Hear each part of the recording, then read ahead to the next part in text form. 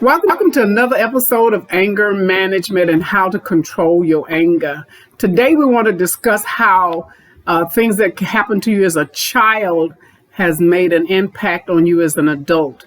I have a video on my YouTube channel that shows a child who cannot talk, who's still in Pampers, trying to have an argument with the aunt. And it all started because the aunt told him he had to do chores. Now, he didn't know what she said, but I guess her tone of voice made him very angry. So go there and look at that video, how it is innate and can be built inside of us to handle a situation with anger or with body language. You can find me at on Facebook, Certified Anger Management Specialist. You can find me on Tumblr. You can find me on as Pastor 694. You can find me on Instagram, Pastor 694, and also Twitter, Dr. Tingham, capital T. And again, we're going to talk about today 4 prevalent ways that childhood trauma can impact you as an adult. I can think of things that happened to me as a child that is still impacting me now. And it's a myth, but every one of my brothers and sisters, because I just went to visit one, and my mother told us years, mother been dead since 92, when we were children, she said, never go to bed thirsty. Because if you go to bed thirsty, and I got to tell you a little bit of my history. I was born in Norfolk, Virginia, where the slaves first came in. And my family's from the Carolinas and from Norfolk and Roanoke and all those areas. So a lot of these myths are from ancestral things that have been passed on, diluted, or built up to sort of be more than what it is. And the thing was, you never go to bed thirsty because your spirit will get up and walk. So me, the oldest and the smartest one, I started sleeping with a glass of water next to my bed. And then all of my sisters and brothers started sleeping. So I went to my brother's house and he said to me, Della, are you still sleeping with your water at bedside? I said, absolutely, absolutely. And if I still do it, I know my spirit doesn't get up and want for water. The water may sit there all night long. But what I told him as a child was, just in case he want to drink, all you got to do is turn over and get the glass and go to drinking. So we learned that in childhood, positive or negative things can impact you in such a way that it paralyzes you or shoots you off into your adulthood unprepared for what life has to issue you. You are not equipped with what you need from childhood to handle things when you get grown. Can a childhood trauma cause anger? Absolutely. Absolutely. The trauma and shock of an early childhood abuse often affects how well the survivor, notice I use the word survivor, learns. There's a mechanism that's built down on the inside of us. You hit me once, I wasn't expecting it because I'm going to take it. Now you reach for me again, I'm going to duck because now my defenses are up. And actually, it acts the same way with your emotions. If you came from an abusive family and abusive things were said to you or done to you, and you've heard me talk about the FBI, and if you haven't, go back and look at the videos and I'll tell you about the FBI. How it can impact you as an adult, what happened to you as a child. Problems in this area lead to frequent outbursts and extreme emotion. You take it to a level that it doesn't have to go. But that's the only thing you have learned is how to defend yourself. How to defend yourself. That emotion can go from anger to rage. I truly know what it feels like to snap. Never hurt anybody, never done anything, but I know what it is like to be angry one minute and I'm raging angry. Not that I'm physical, not that I'm abused, but in my mind is why is it going this way? Because that's what I learned. That's what I learned. That's what I learned. That's what was taught. That's what I saw. And in my growing up, that occurred. That that occurred. So what you live, what you see as a child does impact you when you're an adult. When you have to transition from being a child to being an adult to care for the others so they won't get hurt. Yeah, it reflects in your life. Like I talked about last week, I'm a fixer. I think I can fix everything. Knowing that I can't, but I try. When we bury our feelings, we bury who we are. You know, I've been in the medical profession a long time, and long before people, quote, came out of the closet, they would bury their feelings and who they were until some tried to commit suicide. Some became totally isolated. Some were so depressed and manic and everything else until, you know, they were on a lot of medications, all because they buried their feelings and who they were. Whether you witness or experience violence as a child or your caretakers emotionally or physically neglected you, it impacts how you are as an adult. When you grow up in a traumatizing environment, you're likely to still show signs of that trauma as you become an adult. You look at the video, the little boy, he cannot speak English. He is an English child, but he's an Afro-American child and the family around, but he doesn't have a vocabulary, but he got the body language. And he's letting you know, I'm not going for that. I'm not going to do what you say do. Children make meaning out of the events they witness. You know, the children see the father beat the mother. So they say, if a man yells at me, you're going to get it in one time, but it's not going to be 2 times of that yelling. I'm going to stop you. I'm going to stop you because that's affecting me. You're abusing me. And as children, we think, you know, we're King Kong. We can stop anything when we get grown, but it doesn't always work out that way. As I said last week, there are reasons that we are attracted to certain people, and sometimes more than likely it's the environment in which you grew up in. As children, they start to create an internal map on how the world is. The world is, the man is the head, he makes the money, he beats the wife, he beats the children, he abuses the children, he calls them names, he throws things at them, he makes them get a knife and scrape around the baseboards, he make them go out in the yard and pick up all the nails out the yard, or he make them go out there and pick the garden, or he makes them clean the entire house or wash his cars, his trucks.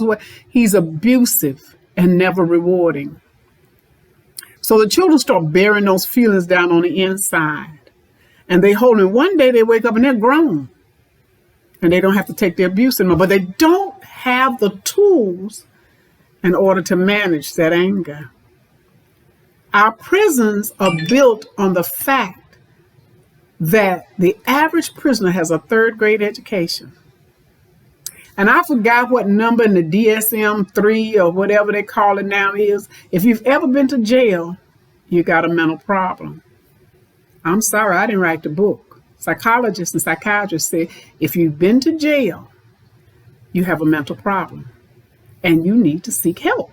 You need to seek help. Whatever took you there, whatever took you to jail, drugs, alcohol, abuse, stealing, whatever took you to jail, means that there is something deep-seated down on the inside that you need to get help for.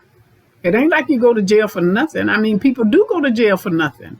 And thank God they're finding out that these people have been wrongly incarcerated. So when you are put in that position that you have been wrongly incarcerated, you learn a certain mentality. You're being abused because you're in a system that says you're guilty and you say you're not. And it takes them a long time to find out, 18, 19, 20 some years, they find out you didn't do it. Now you have all these scars in your formative years of growing, because you know our teeth don't stop growing and straightening until we're 35. I used to see people with braces on as late as 45, and they have to wear them a little bit longer, but they can wear them because their teeth have not set. And I was always until I learned better, I thought once your teeth, they come in, they are as they are. But the child will continue to show trauma as an adult. It could be outbursts, it could be hitting, it could be verbal abuse, it could be psychological, it could be emotional abuse. They've been abused so bad they withdraw their feelings from an individual. They say they love them, but they don't show them. And one thing that I learned in nursing years ago, we weren't allowed to sit on the patient's bed, but as time went on, they found out that sitting on the patient's bed and touching them was the most cathartic and healing thing that we could do as nurses.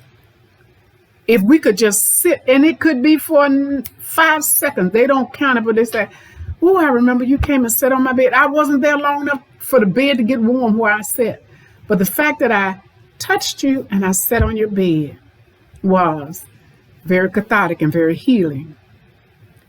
The false self, as a childhood emotional trauma therapists say, I see many patients who carry childhood emotion wounds with them into adulthood.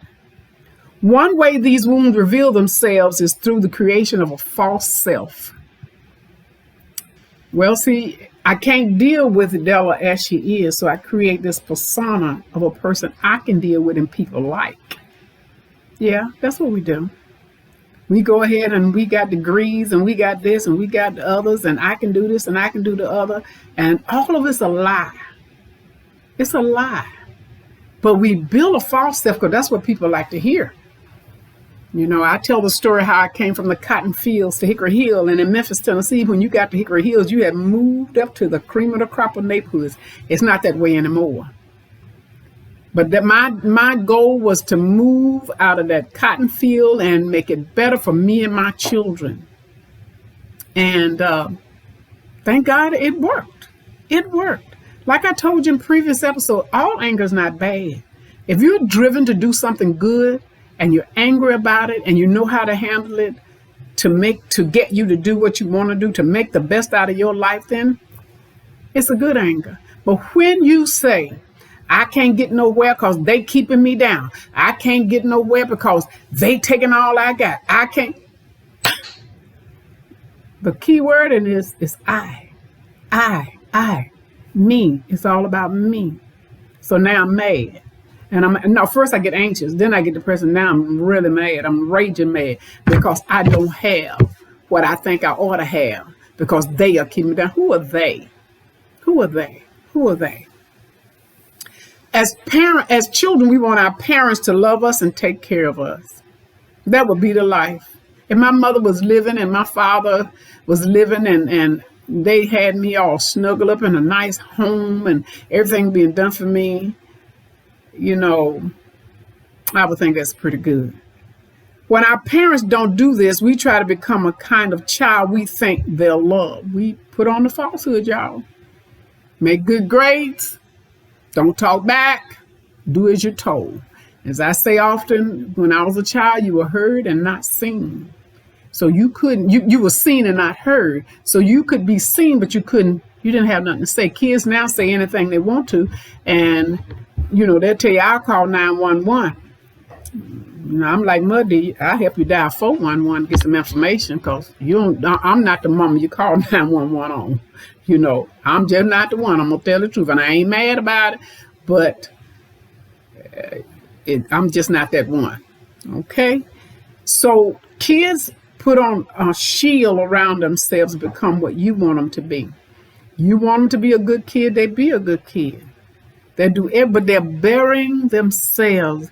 Maybe you want them to go to school to be a doctor and they want to be a lawyer. Maybe you want to be a lawyer and they just want to be an executive. They just want to work. They want to work for somebody. They don't want the responsibility of having to lead somebody somewhere. You want them going to the military and they've done everything they can belligerently not to go. And when they go, they get in trouble and then they get put out. They get put out. We create a false self, the person we present to the world. I want them to see a well, healthy, mentally intact individual. So that's the persona I put on, because if I show them any less, I'm going to be discarded. My feelings, you know, they don't care about them, so I'm going to bury those. When we bury our emotion, we lose touch with who we really are. It took me years and years to find myself. You think that I woke up one day and I was a certified anger management specialist? No. You think I woke up one day and I decided I want to preach? No. You think I woke up one day and decided I want to be a nurse? No. Did you think I woke up one day and said I want to be a parent? No. No surprise, but it's not just I laid in my bed, oh God, open up the doors of heaven, pull me out a blessing, I won't have room to receive and be a bunch of kids. Nope. Nope. But what we create is a false self for the children, and then we grow up with that same mentality. I've got to be perfect on my job, perfect in the church, perfect at home, perfect father, perfect husband, perfect neighbor, perfect everything. And then when, I've had incidents where people seem like the perfect person, then they die. And all these people sitting around talking about this word, I thought I knew them. But everybody know what picture that person presented to them. I'm going to tell you my knee baby brother. You don't know what that means, but my knee baby brother, that's the baby that's born before. Well, he's not really. He was at one time. He was a knee baby, but he passed away. And that brother had a tendency to make everybody in their life feel special. I thought I was special because I was the oldest sister and the oldest of all of them. He made me feel so special. And then the baby girl tells me, no, I was his special. I was the special person. So he made us each feel special in a way. So what we do when our feelings are very deep, we present to the public what we want them to see. Now, some of us don't care. We'll present to the public just who we are. You can deal with it or not deal with it, but this is who I am. But then there are some of us who mentally push and push and push until you push your real self aside, and then you start believing a lie. And when you wake up and you're angry, you don't know why you're angry, because you're not the person that you have presented to the public. We live our lives in terror that somebody gonna find out. Somebody gonna find out. I'm gonna drop the mask and they're gonna see who I really am. They are going to see we will no longer be cared for, loved, or accepted, because now I have to drop the mask. I got to drop the mask. They got to see from here down who I really am. When you're talking behind the mask now, you have to sometimes pull it down because people just can't make out the enunciation of what you're saying. So we'll pull it back, pull it down, say it quick, and put it back up if you're wise. The best way to uncover the authentic you underneath the false itself is by taking notes and talking to a therapist, such as myself, a certified anger management specialist. But you want to talk to one who deal with childhood emotional trauma, and they can help you reconnect with the feelings and express yourself and your emotions in a way that makes you feel both safe and whole. Because when a child is threatened, they don't feel safe and they don't feel whole. They're shattered. They're like dropping a light bulb on a concrete street or garage or whatever. When it breaks, it's shattered. I could be out there all day sweeping up pieces and never get it all back together and try to glue it. It's not going to work. But once you sit down, the adult you identify the trauma that occurred to you as a child, you can move on. Number 2, victimhood thinking. It's, as I said before, when you think about and believe about ourselves, what we believe and think about is our driving tank, and it drives our self-talk. People say they don't talk to themselves. Well, I'm a little cuckoo because I do. Sometimes when I'm trying to, work out a project in my head, I said, okay, I need to write this down, and then I need to go this place. And just to make sure that I've done it all, sometimes I put it on my calendar. You put things on calendar and dates and stuff to remember to do. So I do talk to myself and, oh, did you do so-and-so? I don't think that's crazy. I think it's just reassuring that you did what you wanted to do. The way we talk to ourselves can empower or disempower. You stupid. You just stupid. You ain't got sense enough to get on YouTube and do a video. Oh, you're doing a great job. Just keep trying. Somebody like it. Somebody listen. But we have to empower ourselves. We have to, put positive words in the atmosphere about our lives. We have to think about, how is this going to impact somebody else? This YouTube will be here when I'm long gone. Long gone. I made some videos way back in the early 2000s. I didn't know what I was doing, and still don't really know what I'm doing. But I went to looking back, some of those videos are 10 and 12 years old. They weren't much, but I thought they were fabulous when I did them, and I still think they're pretty good for an amateur. But how we empower ourselves or disempower ourselves is we're in control of. Negative self-talk disempowers us. I got the power. There's a song out. I got the power. I got the power. I got the power that makes me be positive about myself. I got the power to know that I am not Marilyn Monroe, but I am not bad for the eye either. That's the way I think of myself. But if you get up, you ugly, saying you can't do nothing, they say you're stupid, you are stupid. Those are disempowering things, because when you speak it, so be it. So be it. It'll leave you feeling like you're not in control of your own self. We may have been victimized as children, but we don't have to continue to be a victim as an adult.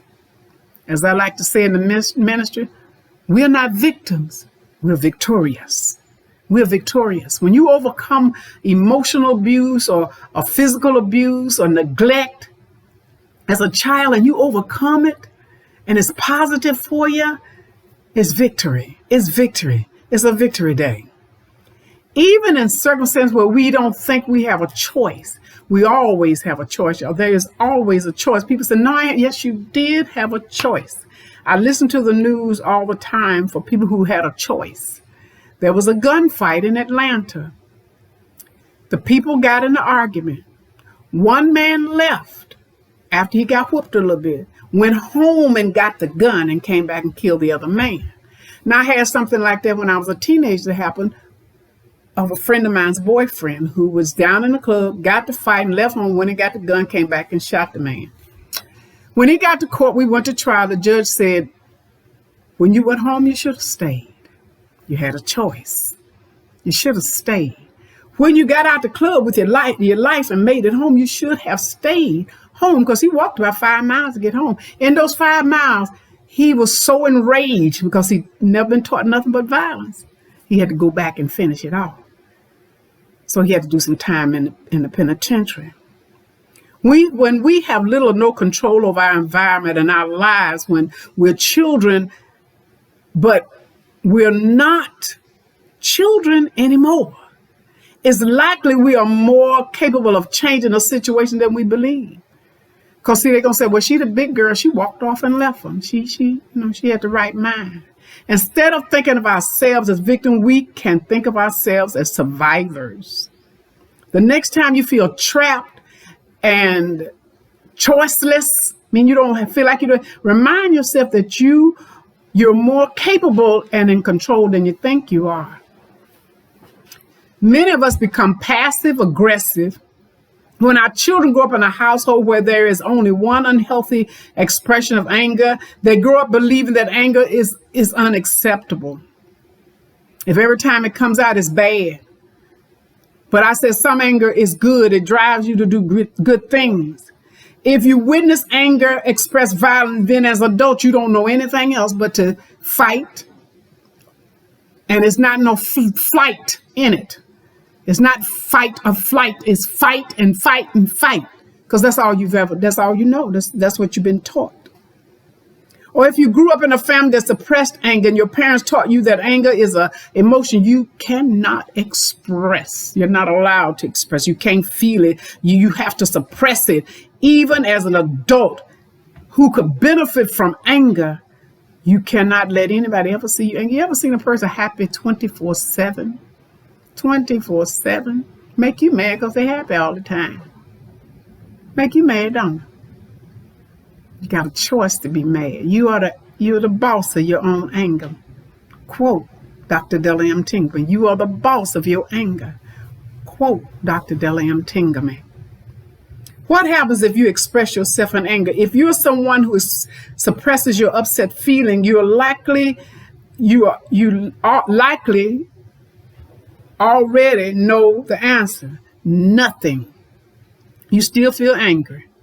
You walk away, you come back, you're still mad. You're still angry. You take a walk, you come back, because you have not learned to deal with that emotion called anger. But instead of a resolution, you come back mad. And while you're walking, you say you don't talk, but you don't talk to yourself in your head. And when I get back there, oh yeah, I left that off. But and another thing. And when it's all said and done, it's supposed to be over with tomorrow, you get up. And let me finish telling you about so-and-so. So in the end, you just stay angry. And I have seen people who get angry at a person, and the person actually forgets that what they were arguing with the other person about. And they go on with their life. They're just as happy having a good time. You still walking around wondering what's wrong with them. They know they may be angry. Own your own mess. Own your own mess. Quote, you are the boss of your own anger. Don't let nobody drive up with a garbage truck and dump their garbage in your backyard and you got to deal with it and picking it out and disposing of ways of. Don't let people do that. You control that garbage truck. Don't let them bring garbage, because you put garbage in, garbage comes out. Passivity is number 4. If you were neglected as a child, abandoned by your caretakers, you may have buried your anger and fear in the hope that it would mean no one will ever abandon you again. So you experience neglect. So you take your feelings and you hold them down and you say, that won't ever happen to me again. That will never happen to me again. I won't ever let nobody abandon me again. I'll walk away first. Many relationships are torn apart because we continue to get involved with people for the same reason, and we leave them for the same reasons. We come in damaged. We're not survivors. We're still victims. You've been raped, you've been abused, you've been physically beaten, emotionally abused, and we bring that into the relationship.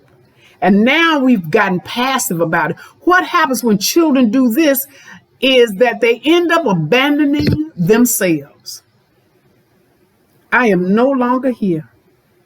I am no longer here. I abandon myself and I take on whatever persona that I need to get along with you. We hold ourselves back when we don't feel where we don't feel our feelings. I wasn't allowed to get angry. I wasn't allowed to do this. We end up very passive, not passive aggressive, just passive. Oh, okay. And we go on. We don't live up to our potential because we've been beaten down so much. We think that that is what we're supposed to do. The passive person says to him or herself, I know what I need to do, but I don't do it. I was speaking to someone on today. And as a healthcare provider, I still do my thing. They said that they were going to try their best to control their diabetes. I said, well, what's your A1C? And they said 8 point something. And I said, oh my God, you ain't close to like off the scale. You off the scale. Well, I just got up and had a little bowl of this and that, and then I came home and I had macaroni and cheese, and I had something else, and then I got a small bowl and had ice cream. Now you're diabetic with an A1C of 8.5, and you got 50% blockage on one of your hearts. Sound like you're writing your own death ticket to me. These are the words they said. I know what I need to do, but I don't do it. But I'm gonna do better. I'm gonna do better. When we bury our feelings, we bury who we are. Because of the childhood emotional trauma, we may have learned to hide parts of ourselves. At the time that we may need some help from somebody, we're hiding. But as adults, we need our feelings. We need to tell you how we feel. I think of Mork and Mindy Robin. the man who committed suicide. On the outside, he projected to the world. He was this happy-go-lucky. I mean, his look, his sound made you laugh. And to believe he was so depressed that he committed suicide. And then the chef who traveled the world. You can still watch his show. He traveled and tried all kinds of foods. But he drank. He would drink until he was drunk on every show. And I said to myself, that man is really depressed. And when he drinks, he gets more depressed. And he committed suicide. We need our feelings to tell us who we are and what we want. We need our feelings and to guide us towards becoming the people we want to be. Childhood traumas are a terrible thing, you all. Remember that when somebody get angry at you, first thing I tell a lot of people, you can't be mad at me. You don't even know me. You can't be mad at me because I haven't done anything to you. And even if you know me, the anger that you're displaying is not the anger for just the person who's angry. It's so deep. It's so deep. Well, that concludes our talk for today on childhood trauma and how it can traumatize you as an adult. You can go to my website, angermanagementcoaches.com, and look at some of the tips and the blogs that I have out there, y'all. They really work. They really do work. I try to encourage my clients to take ownership of their anger. You are the boss of your own anger.